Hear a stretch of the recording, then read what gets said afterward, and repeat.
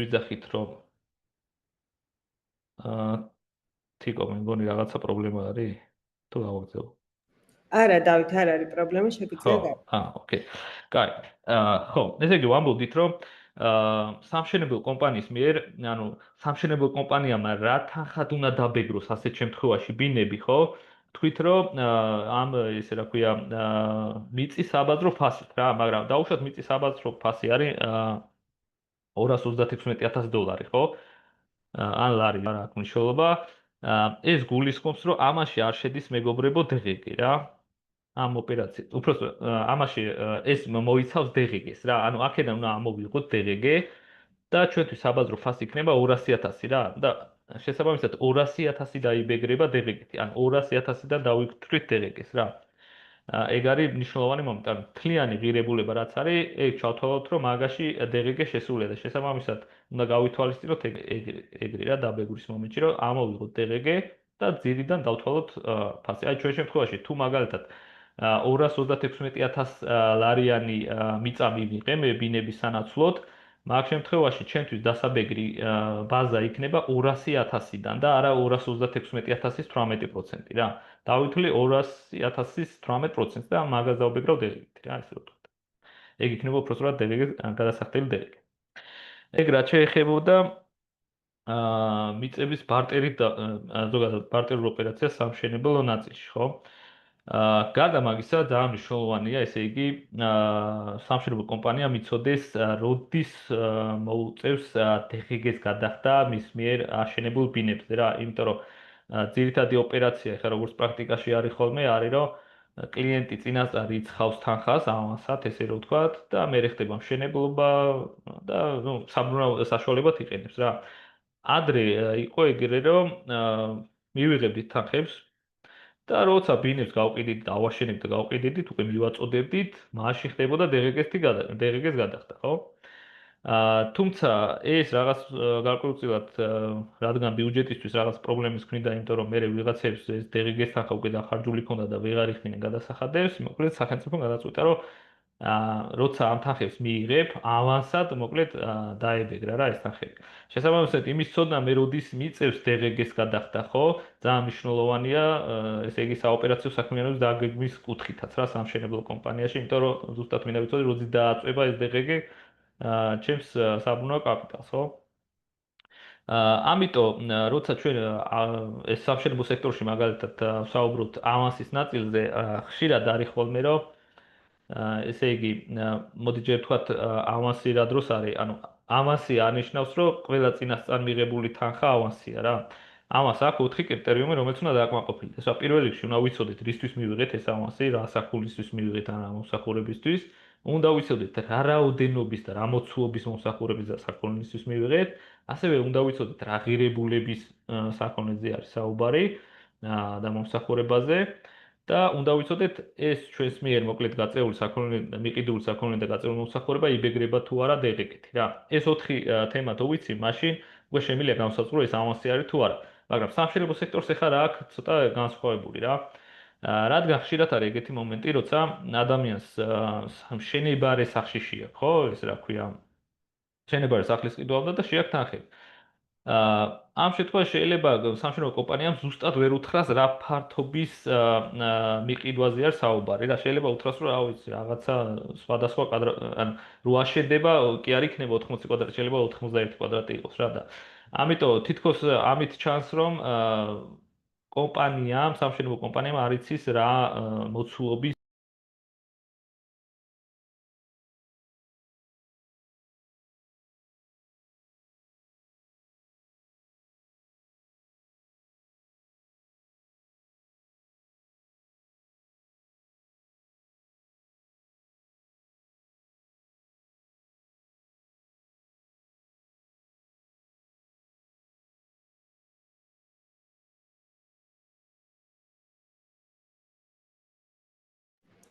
მეგობრებო, ბოდიშ გიხდით, დათოს შეექმნა ტექნიკური ხარვეზი, ცოტა ხნით რომ დაგველოდოთ და ეხლავე დაგიბრუნდებით.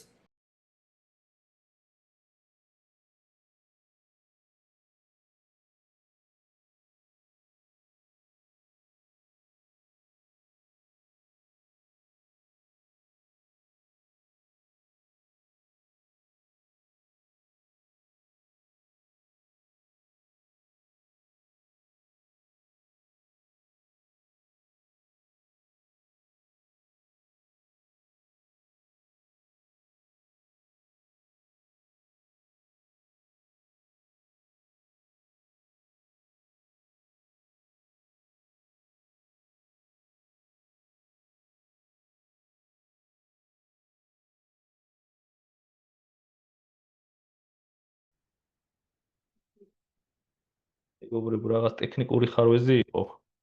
არ ვიცი უბრალოდ საიდან გატყდა ჩემი ხმა. ოდიში მაგისტრის. მოდი ამასების სევაზე ვიყავით მე მგონი და მოდი მაგას გადავვილი ისევ. ესე იგი, ხო, რას ვიძახდით მეგობრებო, რომ სამშენებლო სექტორში, ესე იგი, როცა ჩვენ ბინებს ვყიდით, უბრალოდ როცა მშენებარე ბინას ვყიდით და წინასწარ ვიღებთ თანხებს, ხო? ეს თანხები ყოველთვის შეიძლება არ იყოს ამას. ან ყოველთვის არ იყოს ამასი ცოტა ისეთი ნათქვამია. ესე იგი, თუ ამასის კრიტერიუმის არ ამყოფილებს იმ 4 კრიტერიუმს, ხო, მას შეიძლება ვთქვათ, რომ ეს ამასი არის და არ ივეგება რა, მაგრამ როგორც წესი ხშირად აკმაყოფილებს ხოლმე იქ პატარა ნიუანსი არის და ეხლა ეგ ნიუანსიც რო გავიაროთ რა. მაგალითად ეხლა ეს 4 კრიტერიუმი რო ვთქვათ, მეგობრებო, არის რომ ესე იგი მე უნდა ვიცოდე როგორც სამშენებლო კომპანიამ რა საქონელს ვაწვდი, ბინა არის კომერციული ფართია თუ რა არის. უნდა ვიცოდე, ესე იგი, რა რაოდენობის ფართს ვაწვდი, რამდენი კვადრატია სიტყვაზე თან ხო, ან რამდენი კვადრატია, ეგ უნდა ვიცოდე. რა ღირებულებით ვაწვდი, მაგალითად 1 კვადრატი არის სამტრიანად რა არის, ეგ უნდა ვიცოდე და ეს ბინა იბეგრება თუ არა მოგიზარდა, აი ეს დერეგზე გადასახადოთ, ხო? ხა უმეტეს ნაწილში ფაქტობრივ გათავისუფლება სამშენებლო სექტორს მანდ არ აქვს და ამიტომ ძირითადად იბეგრება ხოლმე რა. ეხლა თემა რა არის, რომ ვიღაცას შეიძლება ეგონოს ესეთი მომენტი, რომ მე თუ შემოსავლებს სამსახური მეუნება, რომ უნდა იცოდე ზუსტი რაოდენობა, რომ ესე იგი ანუ გასაყიდი, ესე იგი ფართობის ზუსტი რაოდენობა უნდა იცოდე და მაგისთვის თუ თანხა ჩაგერიცხავენ, ესე იგი ეგ უნდა დაბეგრო ამასაც რა. მაგრამ შემოსავლების სამსახური მაგაზე პატარა განმარტებას აკეთებს მაგალითის სახით, რომ ესე იგი თუ რაღაცა არაარსებითი სხვაობა არის რა. აი მაგალითად სამშენებლო კომპანია იძახის რომ მე რო შენ ბინას აგიშენებ, ის შეიძლება რაღაც 100 კვადრატი კი არ იყოს, 102 კვადრატი იყოს რა სიტყვაზე რა. და სადაც 2 კვადრატიან ცდომილებას იძლეოდეს რა. თუ ეს ცდომილება არაარსებითია, მაინც ითვლება რომ მე სამშენებლო კომპანიამ ზუსტად ვიცი რა რაოდენობის ესე ვთქვათ კვადრატულობას ვყიდი რა. ამიტომ ეს კომპონენტი ჯდება ავანს სისტემაში და შესაბამისად ამ ქონების რეალიზაციისთვის მიღებული თანხა მებეგრება ჩვეულებრივად ავანსის დეფექტი. როგორც მიღებული ავანსი. ხო, აი პატარა მაგალითად რო ვთქვათ, ეს არის ოფიციალური მაგალითი, რაც შემოსავლების სამსახურმა გააკეთა. ანუ აქ არის სიტუაცია ესე რომ კომპანია, ესე იგი ფიზიკური პირი ყიდულობს სამშენებლო კომპანიაში ფართს.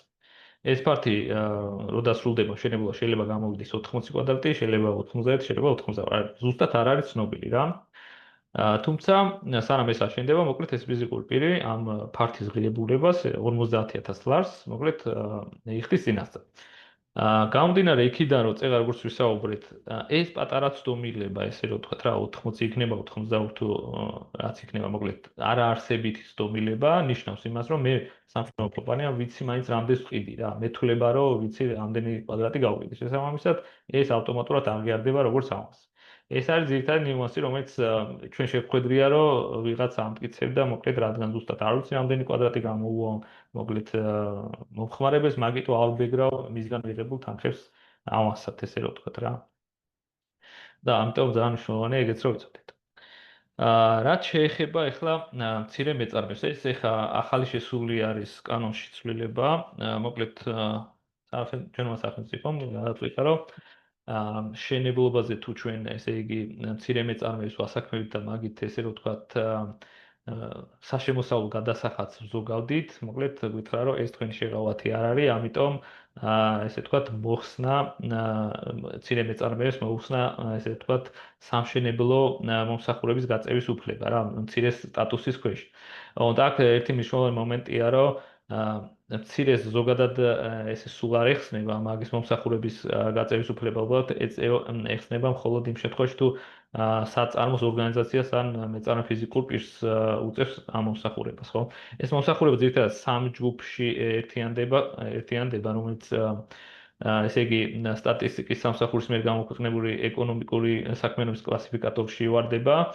ეს სამი ესე რომ ვთქვათ მიმართულება არის ძირითადად ესე იგი არასაცხოვრებელი და საცხოვრებელი ესე იგი შენობების მშენებლობა, სამოქალაქო ნაგებობების მშენებლობა, და არის სპეციალიზებული მშენებლობა რა. ეს ეხლა დაახლოებით წარმოდგენა რომ კონდეს რომელი რას მოიცავს, დაახლოებით არის ესე რომ ესე იგი საცხოვრებელი და არასაცხოვრებელი შედის ფაქტობრივად ყველა ტიპის სახლები იქნება თუ კომერციული ფართები თუ რაღაცა ესე იგი კონსტრუქციების აშენება ფაქტობრივად ყველაფერი რა. ამ ნაწილში ფიზიკურად ვერაფერს ვერ ესე რომ ვთქვათ გააპარებს ქვია სამშენებლო კომპანია და ვერ იტყვის რომ რავი აი კონკრეტულად ეს მიმართულება მაგ და მაგაზე მყავს ეს მცირე მეწარი და მაგიტო არ ვბედრავ რა. ეგეთი რაღაცა რომ გამორიცხოთ ხა მაგიტო არის საჭირო რომ ამ ეკონომიკურ კლასიფიკატორს ჩავხედოთ და ზუსტად ვიცოდეთ რომელი რას გულისხმობს რა. შემდეგი მუხლი არის ესე იგი სამოქალაქო მშენებლობები ხო აი გზები იქნება რაღაცა ნაგებობები იქნება თუ ნებისმიერი მოკლედ ისეთი რაღაცა ინფრასტრუქტურა რასაც ზოგადად ვიყენებთ ხოლმე ხო არ ვიცი ელექტროგადამცემი ხაზებიდან დაწყებული კანალიზაციის სისტემებიდან თარგმნილი ნებისმიერი რაღაც ესე რომ გარდა მაგისა არის კიდე სპეციალიზირებული მშენებლობა. სპეციალურ მშენებლობაში შეიძლება გადიოდეს მაგალითად რაღაცა გამაგრილებელი სისტემის მოწყობა რა, ანუ ოფისში რაღაცა ესე იგი გაგრილების სისტემის მოწყობა რაღაც ტექნიკური სამუშაო, ნებისმიერი ტიპის სამუშაო შეიძლება ჩაითვალოს სამშენებლო სამუშაოებში.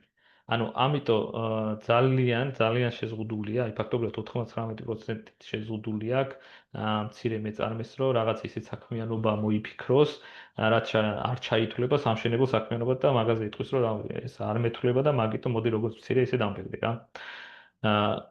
შესაბამისად ფაქტობრივად 99% შემთხვევაში მთლიანად წაერთვა სამშენებლო სექტორს მცირე მეწარმეების გამოყენების უფლება, ესე რომ ვთქვათ რა.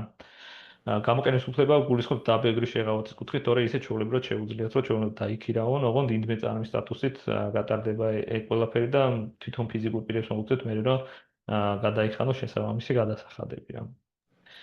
ეს არის ჩემი დიდი მადლობა. ძალიან საინტერესო ნაწილი იყო.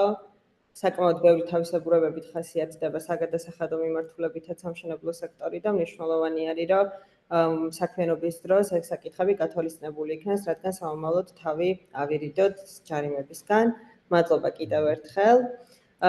შემდეგი ჩვენი მოდული არის სამშენებლო პროექტების დაგეგმვის და მართვის მახასიათებლები, როცა უკვე ანა შემოგვიერთდება და ანას დაუთმობთ, ესე რომ ვთქვათ, ვებინარის წაყვანას უკვე ამ კუთხით ძალიან საინტერესო ნაწილი გელით წინ.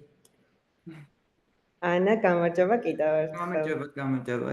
თიკო, მადლობა წარდგენისთვის და ყველას მოგესალმებით. პირველ რიგში მადლობა, რომ დრო გამოძებნეთ და დაინტერესებული ხართ აი ამ საკითხებით, რაზეც დღეს ფინოს გუნდს სურსათ თქვენ გესაუბროთ და გაგაცნოთ. მე გადავალ სულ სხვა ესე იგი თემაზე, უფრო ფინანსური კუთხიდან, როგორ უდგებით ხოლმე სამშენებლო პროექტებს. და დღეს მინდა გელაპარაკოთ ბიუჯეტირებაზე. იქიდან გამომდინარე, რომ ჩემთვის პირადად, როგორც ანუ ძალიან ბევრი წლების განმავლობაში ფინანსური დირექტორი ბევრი სხვადასხვა სამშენებლო პროექტების, ვთვლი, რომ ბიუჯეტი არის მთავარი ქვაკუთხედი, ასე ვთქვათ, რომელიც ძალიან გვეხმარება სწორად წარმართოთ და წარმატებული პროექტი განვახორციელოთ. პირველი, რაც ყველაზე მთავარი არის, რომ ბიუჯეტი რეალურად უნდა გახდეს დამხმარე იარაღი. ხშირ შემთხვევაში ყველაზე მთავარი, რასაც მეუბნებიან ხოლმე, კი მაგრამ რა საჭირო არის ბიუჯეტის გაკეთება, საერთოდ შედგენა ამ ბიუჯეტის და ამდენი თქვათ დროს და რესურსის დახარჯვა, როდესაც პროექტი ხშირ შემთხვევაში თვითონ მსვლელობის პროცესშიც ბევრი რამე იცვლება და არც ერთი ბიუჯეტი დასაწყისში დაგეგმილს საბოლოოდ ანუ ეგ ფაქტიური შედეგები არ ემთხვევა ხოლმე, ხო? ჩემი პასუხია, რომ ზუსტად იმიტომ, რომ ყველაფერი იცვლება და ბევრი კომპონენტები შეიძლება შეიცვალოს, ზუსტად ამიტომაც გვჭირდება ბიუჯეტი. გვჭირდება იმიტომ, რომ შევძლებთ წინასწარ განსაზღვროთ, რომ ის ცვლილებები, რომელიც შეიძლება იყო მოსალოდნელი ან არ იყო მოსალოდნელი, როგორ გავლენას იქონიებს საბოლოოდ პროექტზე. ამიტომაც დავიწყოთ ახლა ამ ბიუჯეტირებაზე საუბარი და პირველი რაც მინდა ვთქვა, ანუ დასაწყისშივე განმარტოთ ხო ზოგადად რა არის ბიუჯეტი და კლასიკური ესეთი განმარტება, რომელსაც ნებისმიერ წიგნში თუ როდის დაგუგლოთ ესევე წაიკითხავთ, ეს არის რა? ბიუჯეტი ეს არის ფინანსური გეგმა, წინასწარ შედგენილი ფინანსური გეგმა, რომელიც მოიცავს ჩვენს მოლოდინებს, შემოსავლებსა და ხარჯებთან დაკავშირებით დროის გარკვეულ პერიოდში, ან კონკრეტულად რაღაცა პროექტისთვის. ოკეი, ეს განმარტება გვაქვს, მაგრამ როდესაც ესმით, რომ არის ფინანსური გეგმა, ხომ? ძალაუნებურად ყველა აღიქواس, რომ ეს არის რაღაცა რიცხვების, რაღაცა ერთობლიობა. და ყველაზე მთავარი შეცდომა ზუსტად აქ არის, რომ არასოდეს ბიუჯეტი არ უნდა იყოს განხილული, როგორც მშრალი რიცხვების ერთობლიობა. ბიუჯეტი ეს არის გუნდური მუშაობის სახელმძღვანელო.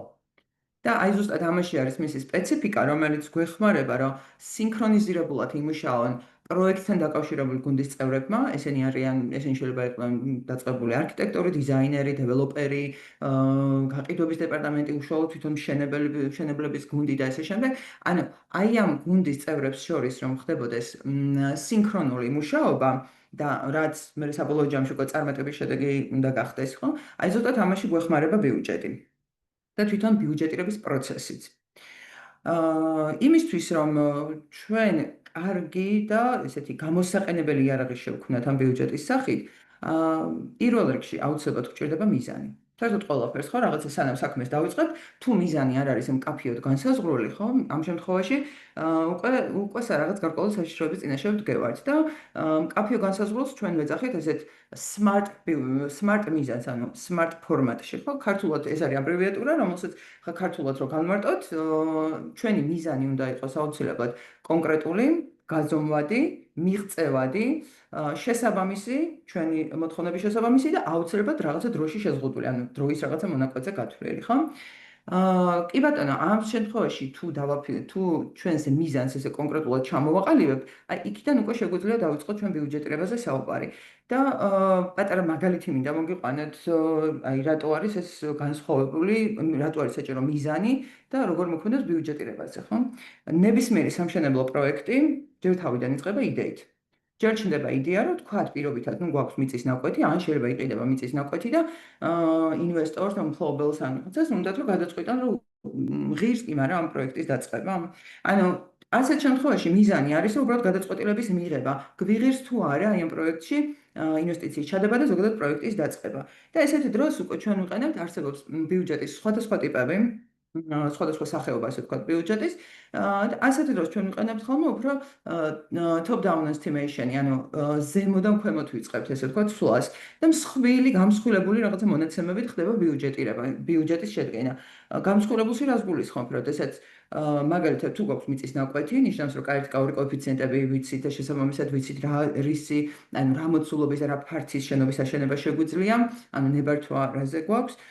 შესაბამისად უკვე შეგვიძლია განსაზღვროთ იქიდან დაახლოებით სასარგებლო ფართი რამდენი იქნება, ანუ სარეალიზაციო ფართი იქნება, რამდენი იქნება სამშენებლო ფართი.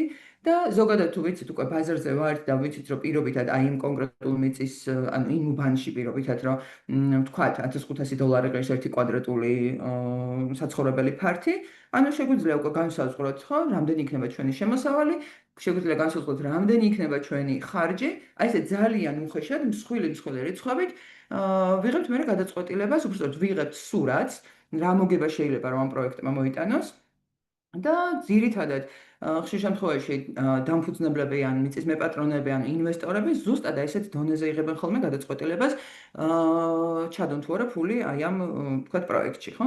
ეს არის ერთ-ერთი ბიუჯეტის ფორმა და სხვადასხვა სიტუაციიდან გამომდინარე ბიუჯეტის ფორმები განსხვავებული გვაქვს, მაგრამ ეხლა ჩვენ უფრო ჩავუღრმავდეთ, როდესაც თქვათ მივიღეთ ეს გადაწყვეტილება, ვაშენებთ და გვაქვს უკვე დიდი გეგმა, თქვათ დავაშენოთ პირობითად საცხოვრებელი კორპუსი. ან შეიძლება იყოს ეს არასაცხოვრებელი, არამედ რა ვიცი, სასტუმრო ან რაღაცა სხვა მიმართულების ბიზნეს ცენტრი შეიძლება იყოს ან კომერციული ფართი და ესე შემდეგ. ერთ სიტყვით, როდესაც რას შვებით, როდესაც უკვე გადაწყვეტილება მიღებულია და ვაშენებთ, ვიწყებთ მშენებლობას, ხო?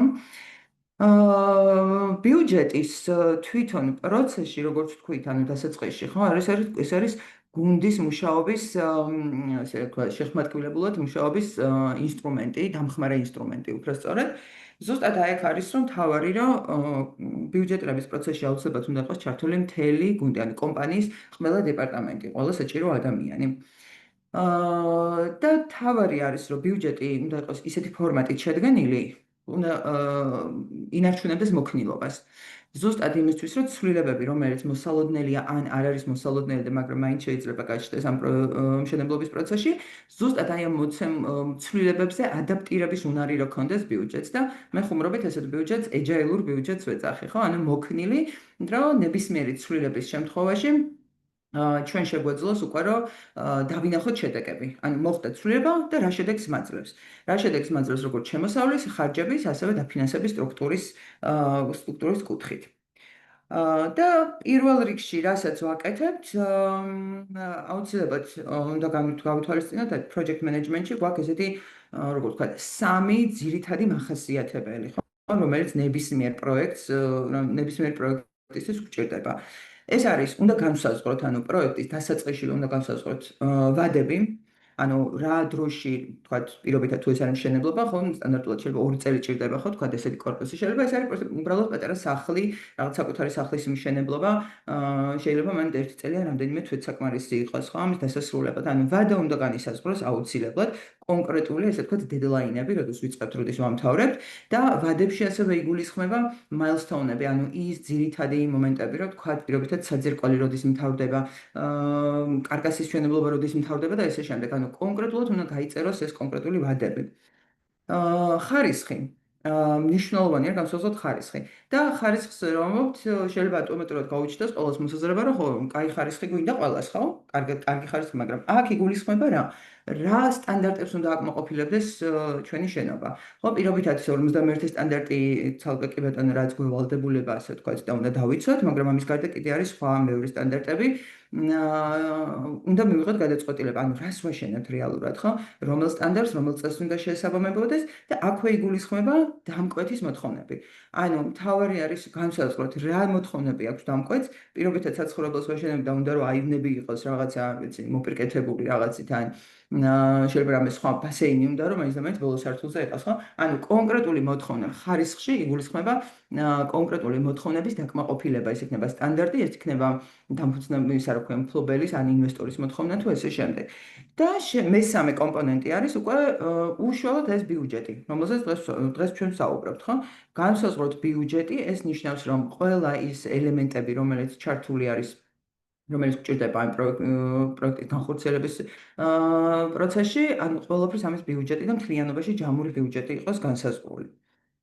ეს სამი პირველი მახასიათებელი, ანუ წარმატებული ბიუჯეტირების პროცესისთვის, პირველი სამი, რომელსაც ხშირად project management-ის, ანუ სამკუთხედს ეძახიან, ანუ სამი ძირითადი კომპონენტი, ხო? ვადები, ხარისხი და თვითონ ბიუჯეტი. როგორც კი ამას განვსაზღვრავთ, შემდეგ უკვე მივდივართ უფრო დეტალებში და პროექტის მართვაში, ანუ project management-ში გვაქვს ესეთი ძალიან კარგი ტერმინი, შემოკლებით VBS ვეძახით, ეს არის work breakdown structure, ანუ სამუშაოების დეტალურად ჩაშლის, ანუ რაღაცა სტრუქტურა. როგორ უნდა ჩავშალოთ ჩვენი სამუშაოები? ანუ ეს რას გულისხმობს, როდესაც ვიცით უკვე გვაქვს კონკრეტული მიზანი, ხო, რაღაცა უნდა ავაშენოთ.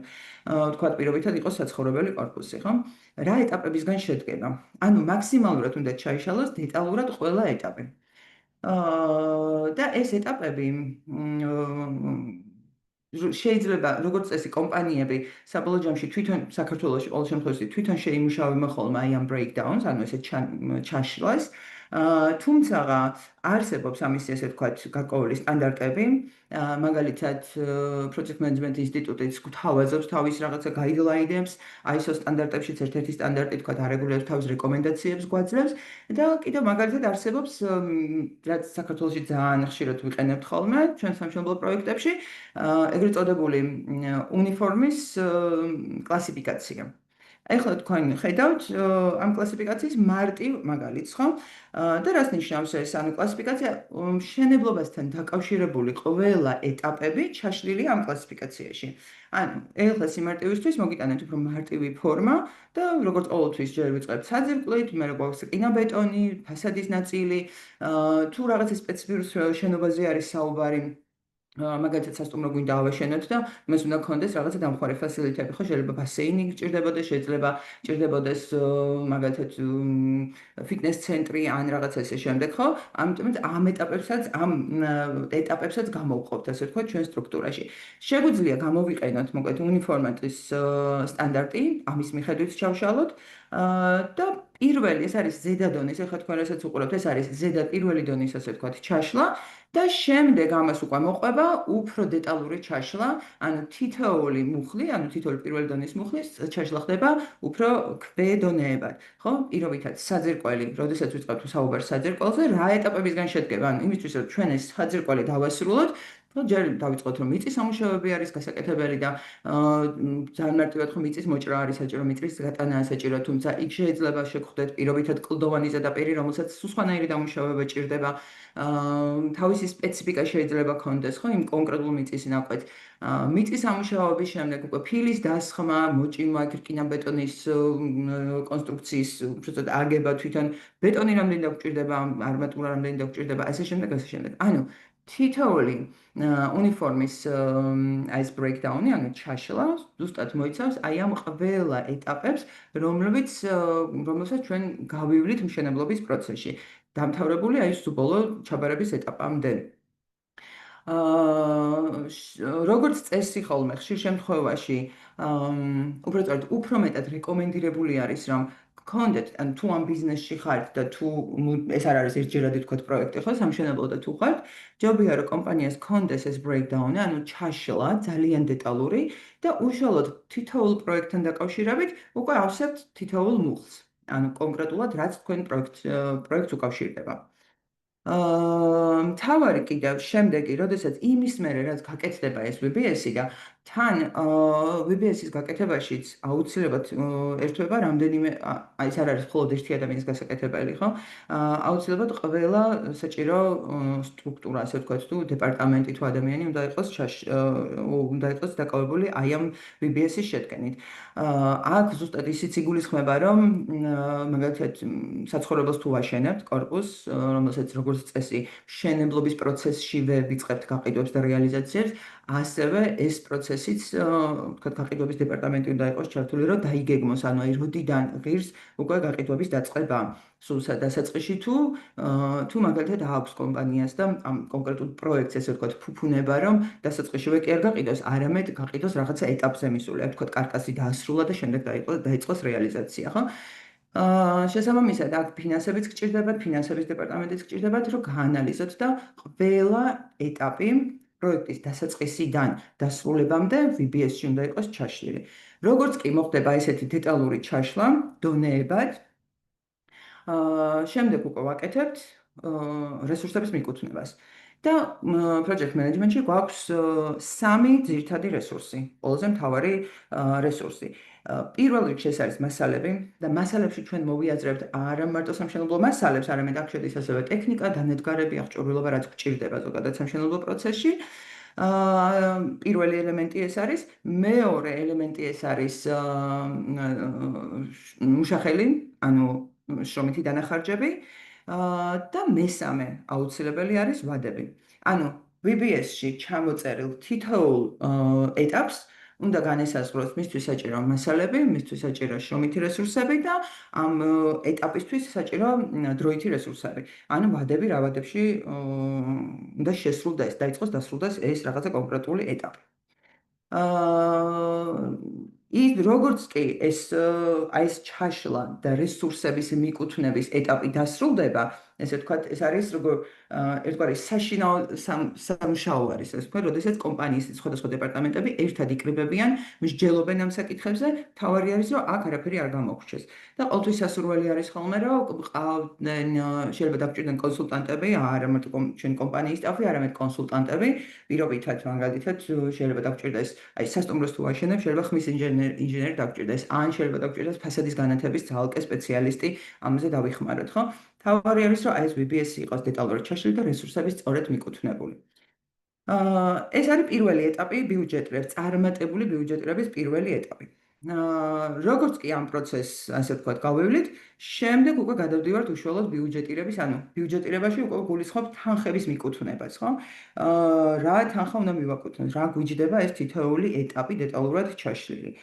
ბუნებრივი არის, რომ თუ კომპანია სამშენებლო ბიზნესში ოპერირებს უკვე და გამოცდილება აქვს, ეს ნიშნავს, რომ სტატისტიკა აქვს გარკვეული ინფორმაციის, ნუ მაქსიმალურად ამ სტატისტიკასაც ჩვენს ხელთარსებულ ცოდნას ვიყენებთ. და აქ მინდა გადავიდე აუცილებლად ხაზი გავუსვა იმ რისკებს და გაუთვალისწინებელ ხარჯებს. რატო? პირობითად ახლა კარტას თუ ვაშენებთ დღეს ბაზარზე რა ღირს ბეტონი და არმატურა, ძალიან მარტივი გასაგები არის, ხო? მაგრამ თავარი ბიუჯეტის, ესე ვთქვათ, ხიბლი რაშიც მდგომარეობს, ეს არის კომპანიის დააზღვიოს კომპანია გაუთვალისწინებელი რისკებისგან. გაუთვალისწინებელი ხარჯები რისკებისგან და გაუთვალისწინებელი ხარჯებისგან. ეხლა თქვენ ხედავთ რისკების ძალიან მარტივ მატრიცას. და როგორც წესი ეს მატრიცა უფრო დიდი არის, უფრო ვრცელი არის ხოლმე და ამ რისკების მატრიცაში რა იგულისხმება, რომ ყველა პოტენციური რისკი რაც შეიძლება რომ დადგეს. ყველაზე ხშირი ესეთი შემთხვევა, პროექტი, სამშენებლო პროექტი თუ ხანგრძლივი არის, დროში 2-3 წელი გააჩნია პროექტს, ხო, შეიძლება დიდი ხანი გრძელდებოდეს. მომწოდებლებმა შეიძლება დაგვიგვიანოს. ან მომწოდებელმა შეიძლება ფასი გააწვიროს. რა ეფექტი აქვს ამას ჩვენს პროექტზე? ანუ პირობითად მომწოდებელმა თუ დაგვიგვიანა მოწოდება რაღაცა და თქვათ ლიტები შევუკვეთეთ და უნდა ჩამოვიდეს, საიდანაც შევუკვეთეთ, საზღვარგარეთ არ ყიდულობ საქართველოში, უნდა ჩამოვიდეს და დაიგვიანა. რაც მაგალითად აი პანდემიის პერიოდში და შემდეგაც ძალიან ხშირი იყო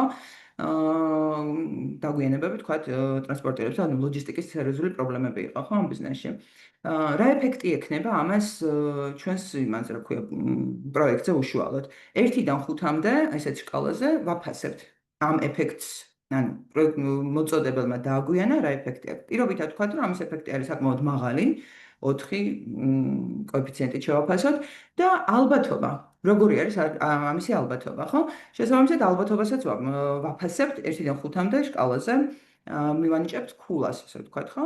აი ესეთი მიდგომით ყველა შესაძლო რისკები, რაც კი შეგვიძლია განსაზღვროთ წინასწარ, შეიძლება დაგვიდგეს, უნდა ჩამოწეროთ ამ რისკების მატრიცაში და განსაზღვროთ ამათი პრიორიტეტულობა, ამ რისკების პრიორიტეტულობა. ანუ ფაქტიურად საზღვრავთ ალბათობას იმისა, თუ რამდენად მაღალი არის ალბათობა, რომ მოხდეს ეს რაღაცა კონკრეტული გაუთვალისწინებელი რაღაცა ფაქტი. ამაში ასევე შედის, რომ თქვათ, გუნდის წევრიც შეიძლება ვიღაცა გუნდის წევრი წავიდეს. მაგალითად, პროექტის მენეჯერმა უცებ შუა პროექტში შეიძლება გადაწყვიტოს წასვლა რაღაცა მიზეზების გამო, ხო? ესეც საკმაოდ დიდი რისკი არის და ამის შეფასებაც უნდა მოხდეს. და რისთვის ვაფასებთ ამ რისკებს? როგორც კი შევაფასებთ და განსაზღვროთ ამ რისკების პრიორიტეტულობას, ხდება ამ რისკების აღმოფხვრის გზების ძიება. რა მოხდება იმ შემთხვევაში, მაგალითად, თუ მომწოდებელი გვიგვიანებს რაღაცა დანადგარიან მასალის, თქვათ, მოწოდებას, ხო? აი კონკრეტულად ჩვენ მაგალითად გქონდა ერთ-ერთ პროექტში ესეთი кейსი, რომ სასერვეროსთვის ჭირდებოდათ, საკმაოდ დიდი სასერვეროსთვის ჭირდებოდათ გამაგრილებელი სისტემა. და ეს გამაგრილებელი სისტემა, ანუ დამკვეთს ჰქონდა ძალიან კონკრეტული მოთხოვნა, თავისი სპეციფიკური ტექნიკური მახასიათებლებით. კონკრეტული მოთხოვნა იყო, სად უნდა რომელ კომპანიას უნდა ეწარმოებინა, საიდან უნდა გვეყიდა და ჩამოგვეტანა ესე შემდეგ და ესე შემდეგ და როგორც კი როდესაც მივმართეთ ასე ვთქვათ იმ ქარხანას, ვისგანაც უნდა შეგვეძინა ეს გამაგრილებელი სისტემები, პასუხად მივიღეთ, რომ კი, რასაკვირველია ვაკეთებთ, უბრალოდ ამას ჭირდება დაახლოებით 8 თვე, მაშინ როდესაც ჩვენ ეს ობიექტი უნდა ჩაგვებარებინა, სადღაც 4 თუ 5 თვეში დაახლოებით, ხო? ანუ ნებისმიერ შემთხვევაში ჩვენ უკვე ვაგვიანებდით, ხო? ამიტომაც პროექტის ჩაბარების დედლაინს ვერ გადაუხვევდით, ნამდვილად უნდა ჩაგვებარებინა და ეს ნიშნავდა, რომ უკვე უნდა გვეძება ალტერნატივები. ანუ რისკი თავიდანვე იყო განსაზღვრული, რომ არსებობდა ამის რისკი, ანუ ჩამოტანის დაგვიანების ალბათობა არსებობდა.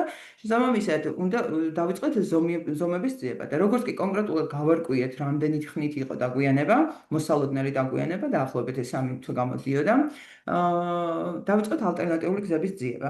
ეს რას ნიშნავს? ალტერნატიული გზას ჭირდება თავისი დაფინანსება, ცალკე კიდევ მდგომი დაფინანსება და უკვე ჩვენი ბიუჯეტის შედგენის პროცესში ჩვენ ამ გაუთვალისწინებელ ხარჯებში უბრალოდ პროცენტული რაღაცა რიცხვი კი არ გვეწერა, რაც ხშირად დასაწყისში სანამ ბევრი კითხვის ნიშნები არის ხოლმე, როგორც წესი ამ გაუთვალისწინებელ ხარჯებს წერთ ესე პროცენტულად. ანუ დამიჯდა მე პროექტი გამომდის რაღაც რამდენიმე თქვათ მილიონი, დაახლოებით 5%-ს, გააჩნია შეიძლება 10%-საც ავიღოთ როგორც გაუთვალისწინებელი ხარჯები, ხო? ამ გაუთვალისწინებელ ხარჯებზეც მე რეალურად ჩვენ ვმუშაობთ და კონკრეტულად ვაფიქსირებთ, რომ რა შეიძლება რისკებიდან გამომდინარე, რა შეიძლება მოხდეს და აი ამის ალტერნატივა რა იქნება, ანუ რა დამიჯდება ალტერნატიული გზების ძიება. როგორც კი მე განსაზღვრავთ ჩვენ ამ პროექტის, ასე ვთქვათ, მთლიან ბიუჯეტს, შევადგენთ ამ ბიუჯეტს, აი იქ იწყება მე უკვე ყველაზე მთავარი. ბევრად უფრო მარტივი არის ბიუჯეტის განსაზღვრა, დასაწყისში უფრო სწორად ბიუჯეტის განსაზღვრა, ხო? თითქოს გავიარეთ ყველაფერი, ყველა ხარჯები, გავიარეთ კონსულტაციები, შეიძლება კონსულტანტებთან და ესე შემოწვეულ რაღაც სპეციალისტებთან და ესე შემდეგ. რას ვაკეთებთ ახლა პროცესში? იმისთვის, რომ ბიუჯეტი გადაიქცეს დამხმარე იარაღად და გვეხმარებოდეს რეალურად, მნიშვნელოვანი არის კონტროლი. ანუ ნებისმიერი ბიუჯეტი თუ არ მოყვება მაგას კონტროლი, ფაქტობრივად ეს არის წყალში გადაყრილი დრო. ვაკონტროლებთ როგორც შემოსავლებს და ვაკონტროლებთ როგორც ხარჯებს, ხო? თუ ისევე დავუბრუნდებით იმ მაგალითს, რომ გვაქვს მაგალითად უბრალოდ ვაშენებთ სამშენებლო იმას საცხოვრებელ კორპუსს ვაშენებთ, ამ შემთხვევაში ერთი არის მშენებლობა, ანუ სულ ხარჯებთან დაკავშირებული, მეორე არის შემოსავლის ნაწილი, როგორ დავგეგმოთ ეს ჩვენი რეალიზაციები, ხო, როგორ გავყიდოთ ეს ბინები. აქ უნდა მოხდეს აუცილებლად უკვე სხვადასხვა დეპარტამენტის მშენებლები ცალკე, თქვათ ინჟინერები ცალკე ესე შემდეგ, ასევე გაყიდვების დეპარტამენტების ერთად მუშაობა ხდება მაგ პერიოდში და უნდა დაიგეგმოს cash inflow და cash outflow. ანუ უნდა მოხდეს აი ამ ორი შემოსავლების, ანუ ფულადი შემოსავლების და ფულადი გასავლების ერთმანეთთან, როგორ ვთქვათ, შეთანხმება. ანუ როდის რა ფული გჭირდება, მშენებლობის პროცესი ვერ გაჩერდება, ანუ ამას აქვს თავისი დინამიკა. ჩვენ უკვე დასაწყისშივე ვადები გვაქვს განსაზღვრული, ხო, როდის უნდა დამთავრდეს, თქვათ, საძირკვლის მუშაობები, როდის უნდა დამთავრდეს კარკასის, ანუ ყველა ეტაპზე, აი VBS-ში ჩამოთვლ ყველა ეტაპზე ჩვენ გვაქვს რაღაცა დროის ჩარჩოები, დედლაინები, ასე ვთქვათ. ამიტომაც ჩვენ უკვე მშენებლობის ტემპიდან და ფულადი საჭიროებებიდან გამომდინარე, ფაქტობრივად ჩვენ უკვე შეგვიძლია ჭყალებში, ასე ვთქვათ, ვუკარნახოთ და დავალება მივცეთ ჩვენ გაყიდვების დეპარტამენტს, როდის უნდა შემოიტანოს ეს ფული, ანუ როდის რა უნდა გაყიდოს და რა რაოდენობის უნდა გაყიდოს, იმისთვის რომ დაფინანსდეს ეს პროექტი. ხო? ამიტომაც პირველი, რასაც ვაკეთებთ, საზღვრავთ cash inflow, cash outflow-ს და აი ამ ორი მაჩვენებლის ერთმანეთთან შედარება ხდება. დაბალანსება, ასე ვთქვათ, კეთდება მათი დაბალანსება.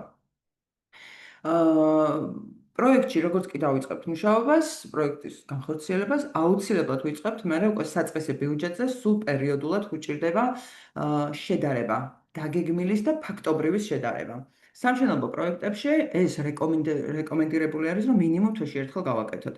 და რაც შეიძლება სწრაფად. ანუ თვე როგორც კი დასრულდება, ასე ვთქვათ, კალენდარული თვე როგორც კი დასრულდება, ჩათვალეთ, რომ მეორე, მაქსიმუმ მესამე დღეს თქვენ უნდა გქონდეთ. ანუ იმდენად მოქნილი უნდა იყოს თვითონ ბიუჯეტი, ესეთ agile ბიუჯეტი, ასე ვთქვათ, უნდა შეგეძლოთ დაინახოთ დააფიქსიროთ განსხვავება დაგეგმილსა და ფაქტობრივ დანახარჯებს შორის, უბრალოდ მოდი ესე ვთქვით, ფულად გასავლებს და ფულად შემოსავლებს შორის უფრო ფულზე ვაკეთებთ ამ შემთხვევაში მეტ აქცენტს.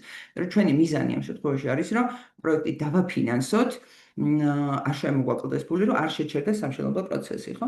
შესაბამისად, ჭირდება ყოველთვიური კონტროლი. ყოველთვიური კონტროლის შედეგად აღმოჩენილ განსხვავებებს და ეს განსხვავებები დაგეგმილსა და ფაქტობრივ შორის მუდმივად გვექნება, ამ განსხვავებების ანალიზი უნდა გაკეთდეს. ანუ განსხვავებას ჩვენ არ ვაფიქსირებთ მხოლოდ იმიტომ, რომ განსხვავება დავაფიქსიროთ.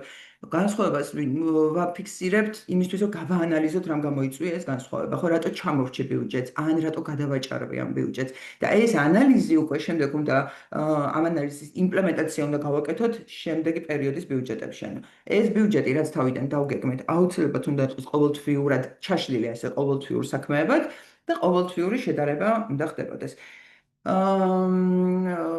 ვინაიდან პროექტები ძალიან დიდი არის ხოლმე, ხო, ანუ ბევრი კომპონენტისგან შედგება. Excel-ში თავისუფლად შეიძლება ამ ყველაფრის გაკეთება Excel-ში, თუმცა რაღაც ERP სისტემაც თუ მოსახერხებელია და ამის რესურსი კომპანიას გააჩნია, რასაკვირველია, ჯობია რომ ERP სისტემა გამოიყენოს. და საბოლოო ჯამში მივდივართ იქამდე, რომ ყოველი თვის ჭრილში, ანუ მთელი მშენებლობის პროცესში ჩვენ გვჭირდება კონტროლი, დაგეგმილი და ფაქტობრივი დანახარჯების ერთმანეთთან შედარება, ანალიზი და ამ ანალიზის საფუძველზე საჭიროების შემთხვევაში პროექტის დაკორექტირებაც. თუ კი ეს საჭირო გახდა. როგორ უნდა მართოთ დაფინანსების სტრუქტურა? ანუ ჩვენ თქვით, რომ აქ მშენებლობის პროცესში მნიშვნელოვანი არის ფული არ შემოგვაკლდეს, ასე ვთქვათ, ხო? და ფინანსისტებს როგორც წესი, ეს გვაქვს ხოლმე დავალება, რომ ყველაფერი ქენით რო არ შემოგვაკლდეს ფული. საწყისი ბიუჯეტის გაკეთების პროცესშივე ხდება აუცილებლად განსაზღვრა, როგორ ვაფინანსებთ. და ძირითადი კომპონენტები დაფინანსების, ხო, ეს არის პირველ რიგში კაპიტალი, შემდეგ უკვე საბანკო სესხი, რეალიზაციებიდან შემოსავალი, ანუ ავანსების სახით მიღებული შემოსავალი და შეიძლება იყოს დღგ-ს მობრუნებული დღგ-ც, ხო? ამის საშუალებასაც ჩვენი საგადასახადო კოდექსი გვაძლევს, თუმცა ეს განვსაზღვროთ, გვაწყობს თუ არ გვაწყობს. აქაც აი როგორც თავიდან ვთქვით, რომ შემოსავლა cash inflow და cash outflow-ს ერთმანეთთან შედარება და matching-ი უნდა მოხდეს, ხო? ზუსტად ესები არის, რომ აი დაფინანსების ყველა კომპონენტის შედარება უნდა მოხდეს მისადაგება, ასე ვთქვათ, ჩვენს ხარჯებთან. როგორც კი ამას განსაზღვრავთ, უკვე ნებისმიერი ცვლილება, აი თვიდან თვემდე, როგორც კი ჩვენ შევადარებთ ფაქტობრივსა და დაგეგმილს ერთმანეთთან, დავინახოთ რაღაცა განსხვავებებს, ამ განსხვავებების იმპლემენტაციას გავაკეთებთ, ანუ მიზეზების უпростоრად იმპლემენტაციას გავაკეთებთ ჩვენს შემდგომი თვეების ბიუჯეტებში და აი ზუსტად ამაზე არის მე მიბმული ადაპტაციას უკეთებთ დაფინანსების სტრუქტურას. ან რა იგულისხმება ადაპტაციაში, რომ მაგალითად სესხი, რომელზეც შევუთანხმდით ჩვენ ბანკს, პირობითად ვთქვით, რომ რა ვიცი, $5 მილიონი უნდა დააფინანსოს ბანკმა, ხო?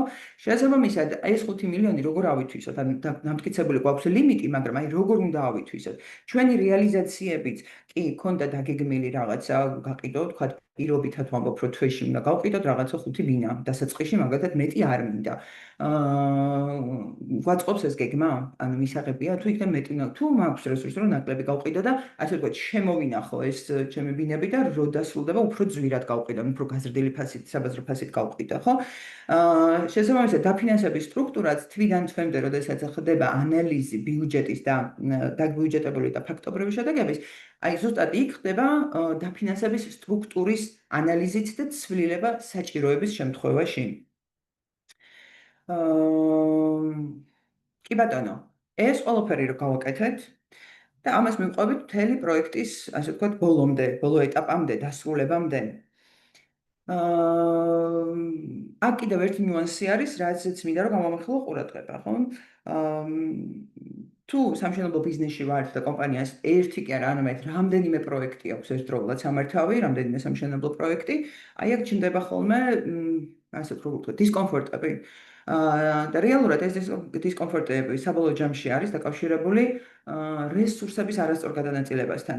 ანუ პროცესი ნებისმიერ შემთხვევაში ერთი და იგივე, ერთ პროექტს მართავთ თუ ორ პროექტს მართავთ თუ 10 სამშენებლო პროექტს მართავთ ერთდროულად, სტრუქტურა მართვის და წარმატებული ბიუჯეტის შედგენის სტრუქტურა ერთი და იგივეა. უბრალოდ, როდესაც ჩვენ გადავდივართ მასშტაბებზე, რამდენიმე პროექტზე, აქ არის ყველაზე მთავარი არის, რომ მოხდეს რესურსების სწორი გადანაწილება. რა იგულისხმება რესურსების სწორ გადანაწილებაში, ანუ კომპანიაში არსებული რესურსები. და ძალიან მნიშვნელოვანი არის, ანუ ესეთი რეკომენდაცია არის ძალიან მნიშვნელოვანი გასათვალისწინებელი, რომ აუცილებლად თითო პროექტს, თითო სამშენებლო პროექტს უნდა ყავდეს, ჩვენ ამას ვეძახით ხოლმე, პროექტის მენეჯერი, კონკრეტული dedicated, ანუ ამ პროექტზე მიბმული პროექტის მენეჯერი და ამ პროექტის მენეჯერს შეგვეცენებენ quality, ანუ ხარისხის, როგორ ვთქვათ, მაკონტროლებელი, ანუ მაკონტროლებელი ადამიანი. სასურველია, რომ თითოეულ პროექტს ყავდეს თავისი პროექტ მენეჯერი, ანუ ადამიანი, რომელიც მართავს ამ პროექტს, აკონტროლებს მის ხარისხს, ამოწმებს მის ხარისხს. ასევე მნიშვნელოვანი არის, ERP სისტემაც ბუნებრივია, რასაკვირველია, დაგვეხმარება ამაში, თუ არის ამის საშუალება გაკეთების, cash flow-ს მართვა, ანუ ფულის მოძრაობის მართვა, ზოგადად.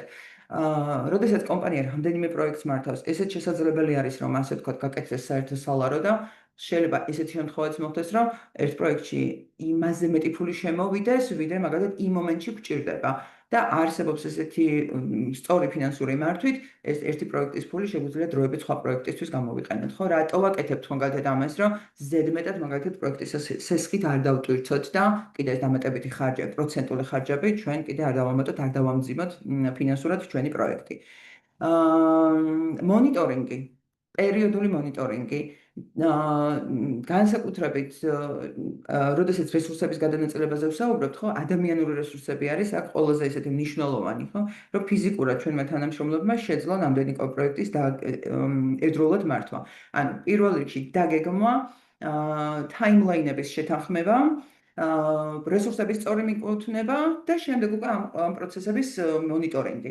პროცესების მონიტორინგი ყოველკვირეული ყოველდღიურიც კი აუცილებლად ვაკეთებთ დღის ასე ვთქვათ შეჯამებას რა გაკეთდა სამშენებლო მოედანზე და ამის რეპორტები ყოველდღიურად იგზავნება, ხდება კვირის შეჯამება, კვირის შედეგების შეჯამება და განხილვა და ანალიზი უკვე ამ კვირის ნამუშევრების და ბუნებრივია ყოველთვიური შედეგების შედარება და ანალიზი.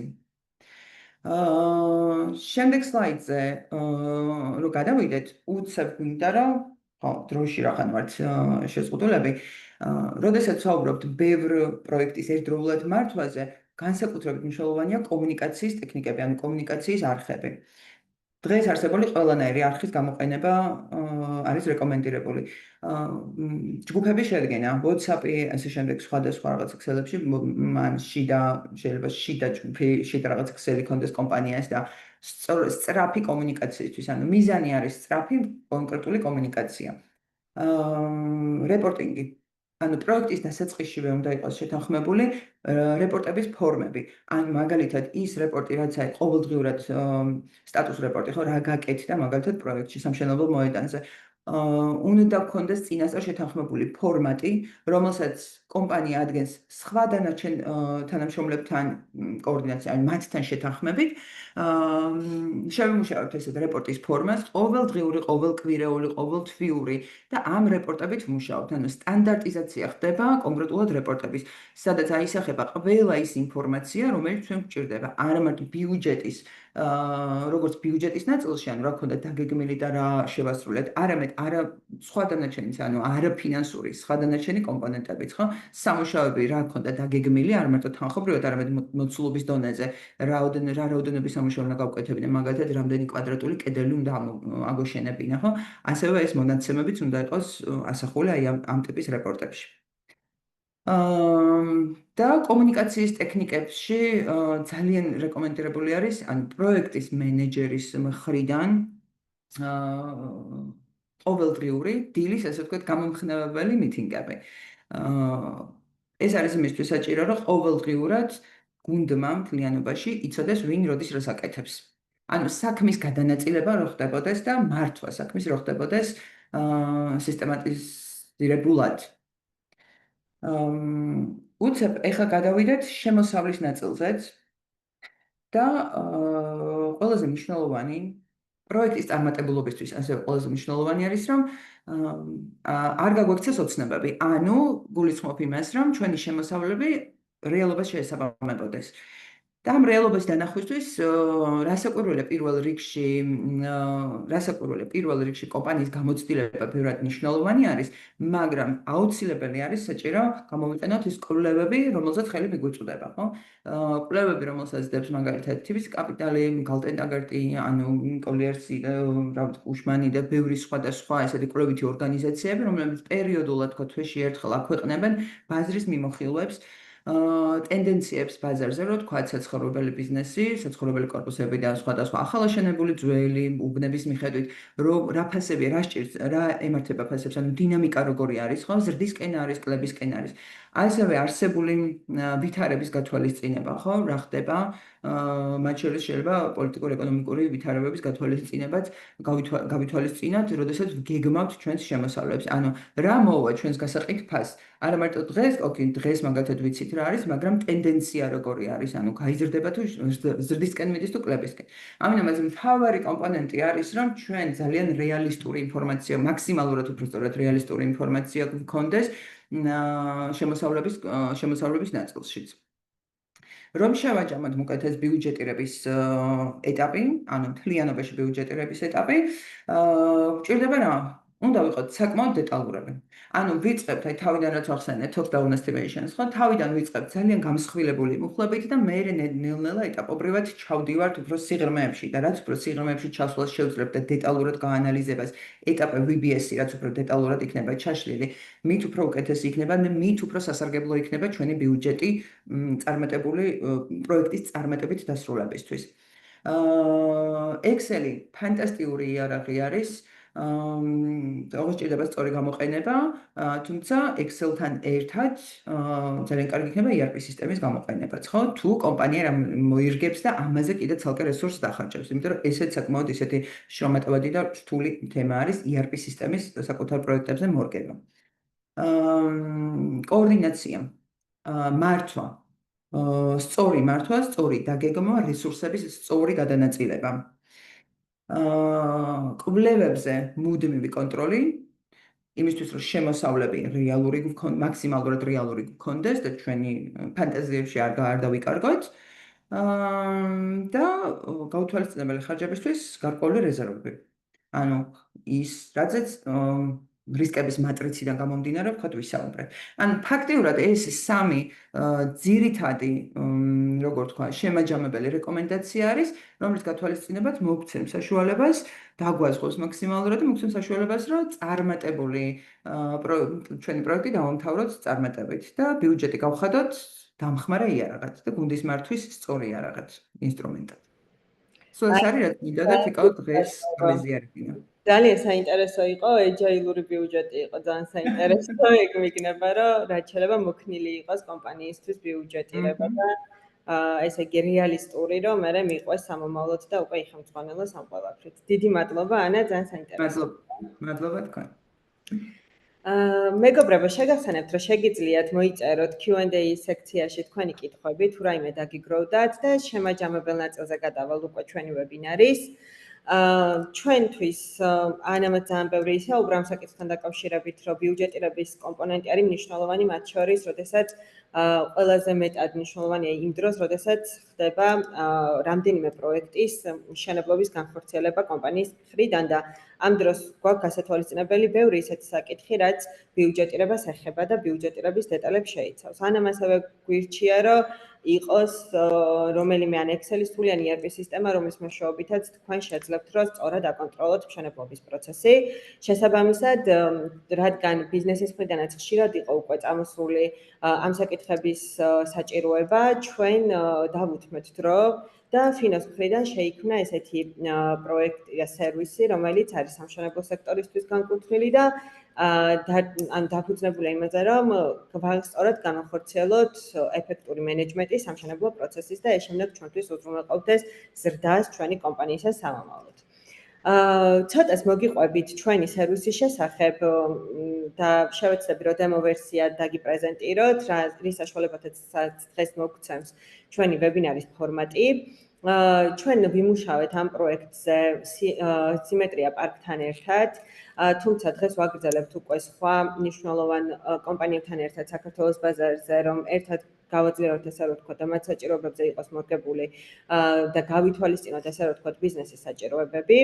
სამშენებლო სექტორისთვის ფინანსური ანალიზის პროექტში მნიშვნელოვანი დეტალები ანამ თავისი საუბრის დროსაც განიხილა და ჩვენ შევეცადეთ რომ ამ პროცესის დროს გაგვეთვალისწინებინა, იმიტომ რომ ერთ-ერთი მნიშვნელოვანი არის რომ გავაკეთოთ ერთის მხრივ ბიუჯეტირების კომპონენტების შევავსოთ სრულად თუ რა დაგვჭირდება, ანუ პროგნოზირება გავაკეთოთ. შემდეგ როგორც ანამ გვირჩია, აუცილებელი არის რომ დადარება მოხდეს ბიუჯეტის იმ ჩვენ პროგნოზირებულ მაჩვენებლებსა და რაც რეალურად ხდება დღეს და როგორც მიმდინარეობს მშენებლობის პროცესი, გავაკეთოთ დოკუმენტების ანალიზი და ამ ყველაფერსში მოკლედ ფინანს ეს სერვისი კომპანიებს ეხმარება.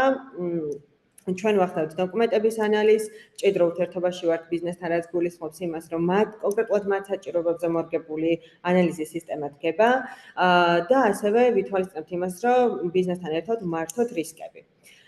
იმისთვის, რომ უფრო დეტალურად აგიხსნათ თუ ვისთვის არის ეს კონკრეტულად ეს ჩვენი რეპორტის სისტემა და როგორ შეიძლება ეს პრაქტიკაში გამოვიყენოთ. რამდენიმე მაგალით შემოგთავაზებთ.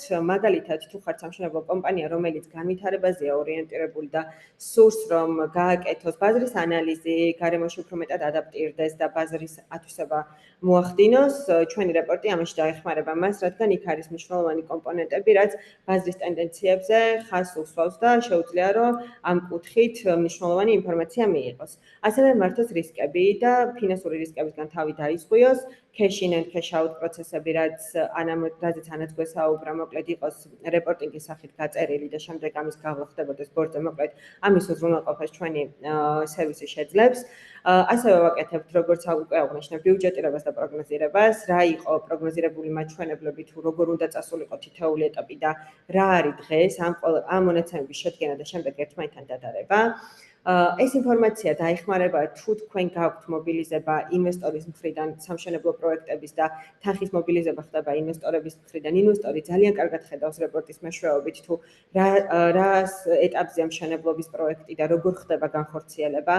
ასევე დაგეხმარებათ ბანკთან ურთიერთობის დროსაც, იმიტომ რომ საკრედიტო ხაზი, როდესაც გვაქვს ათვისებული და მშენებლობა მიმდინარეობს ამ გზით მოძიებული ფინანსებით და ხშირ შემთხვევაში ჩვენთან ასე ხდება სწორედ, ჩვენი რეპორტი ეხმარება ბიზნესს იმაში, რომ საკრედიტო რეიტინგი გაიუმჯობესოს, ბანკთან ურთიერთობაში დაეხმაროს და გქონდეს აღრიცხვის ისეთი სისტემა, რომელიც ბანკისთვისაც გამოდგებას ალაპარაკო ენად. და ასევე უზრუნველყოფას ახდენს იმის, რომ ფინანსური დარღვევების პრევენცია მოახდინოს და თუ სადმე ვხედავთ ზედმეტ გადახარჯვას, მალევე მოხდეს მისი აღმოჩენა და ბიზნესს გქონდეს დრო მისი აღმოფხვრისთვის. მნიშვნელოვანი არის ის, რომ როგორც ანამ გითხრა, მოკლედ შეიძლება ERP სისტემა ავირჩიოთ, შეიძლება Excel-ი ავირჩიოთ, ჩვენ შემთხვევაში Excel-შია და დემო ვერსიის ფორმატებს ახლა განახებთ. რა ფორმატის არის, ესე რომ ვთქვათ, ჩვენი რეპორტინგის სისტემა. ეს არის დემო ვერსია, Excel-ის ფორმატშია აწყობილი, სადაც თქვენ შეგიძლიათ ფინანსური უწყისები აწარმოოთ და ამას ვადგენთ კომპანიასთან ერთად, რა თქმა უნდა და მის საჭიროებებზე მორგებული სისტემაა.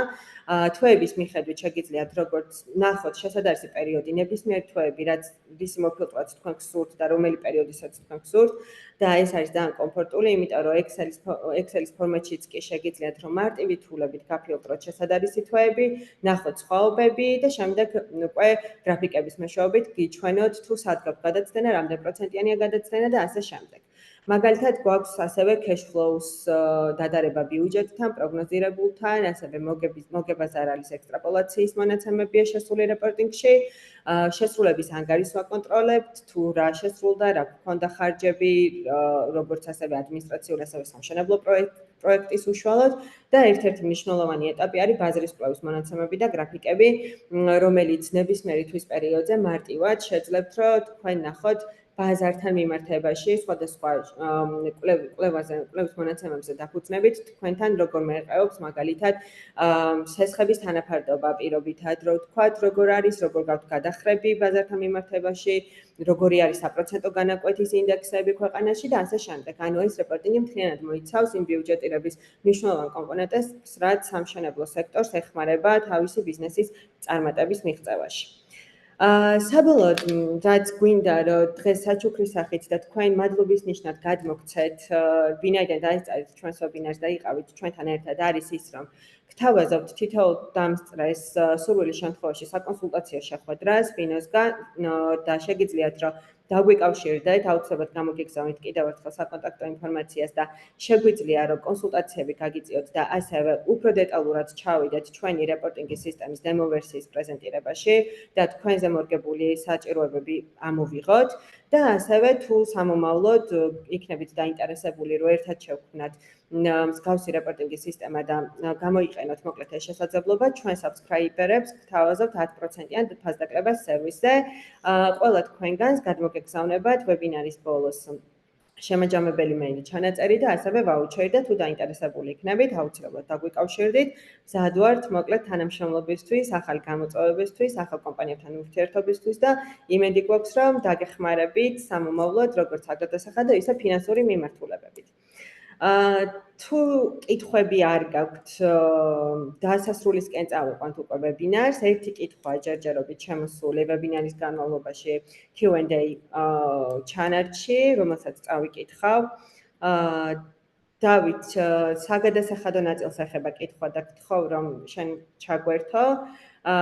კითხვა ესეთი ხატიას მხრიდან დასმული რომ მაინტერესებს როცა ქირაობ მცირეს თანამშრომლად შეპესე რომ დაბეგროს პირდაპირ 20% ეს დარღვევა? ესეთი კითხვა გვაქვს ხატიასგან. არა, თანამშრომლად თუ გავიყვანთ, მაშინ პრობლემა არ არის. შეგვიძლია ჩვეულებრივად გავაფორმოთ ხელშეკრულება და დავუბრუნოთ როგორც თანამშრომელი საშემოსავლო გადასახადით. მაშინ არანაირი პრობლემა არ იქნება. მადლობა დავით. მეგობრებო, თუ კითხვები არ გაქვთ, ჩვენ უკვე დავასრულებთ ჩვენს ვებინარს, თუმცა გაქვთ შესაძლებლობა, რომ სრულიად უსასყიდლოდ დაგვიკავშირდეთ, საკონსულტაციო სახის შეხვედრა ჩავნიშნეთ და იქ განვიხილოთ უკვე თქვენთვის საჭირო კითხვები და არა ვებინარის ფორმატში. ამის შესაძლებლობაც გეძლევათ დამსწრე ადამიანებს. მადლობა პირველ რიგში რომ დაგვესწარით. დღეს ორშაბათია, ცოტა მძიმე დღე ყველასთვის და დიდი მადლობა რომ იყავით ჩვენთან ერთად.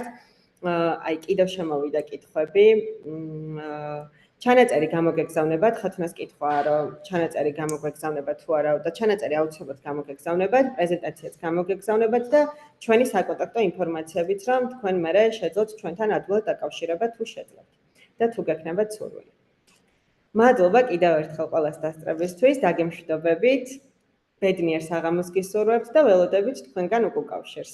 წარმატებები. ნახვამდის წარმატებები.